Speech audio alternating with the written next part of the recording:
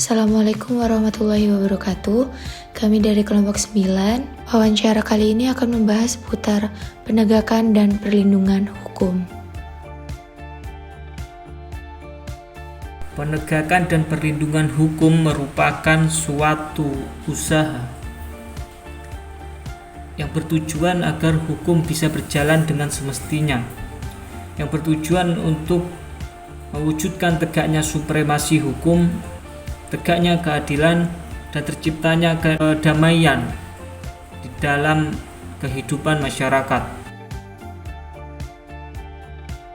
Menurut saya belum, karena kenyataannya kebijakan pemerintah tentang masalah hukum berat sebelah, apalagi terhadap rakyat kecil.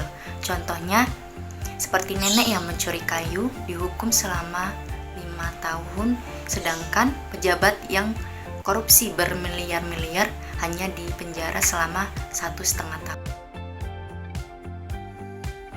Menurut pendapat saya, pada dasarnya kan negara Indonesia adalah negara hukum, yang tentunya negara Indonesia wajib melaksanakan proses perlindungan dan penegakan hukum itu.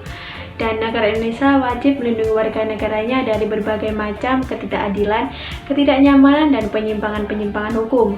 Dan tentunya negara Indonesia mempunyai kekuasaan untuk memaksa warga negaranya melaksanakan semua ketentuan-ketentuan yang berlaku.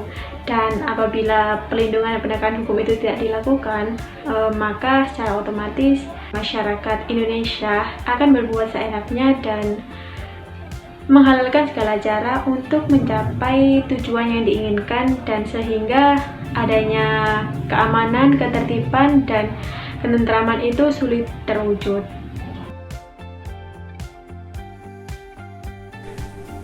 Kalau kita membahas tentang faktor-faktor yang menentukan proses perlindungan dan penegakan hukum, sebenarnya di sini banyak faktor yang menentukannya. Banyak para ahli yang berpendapat mengenai ini. Namun secara pribadi, saya berpendapat bahwasanya faktor yang paling penting adalah faktor dari dukungan masyarakat atau peran dari masyarakat itu sendiri. Kenapa? Karena yang terjadi di masyarakat ini, kriminalitas, pelanggaran hukum, dan sebagainya, tidak bisa diawasi oleh badan hukum atau badan penegak hukum. Jadi minimnya pengawasan harus didukung oleh peran dari masyarakat itu sendiri. Jadi apabila ada kriminalitas atau pelanggaran hukum, masyarakat harus antusias dengan melapor ke badan hukum untuk diproses. Itu pendapat dari saya. Terima kasih.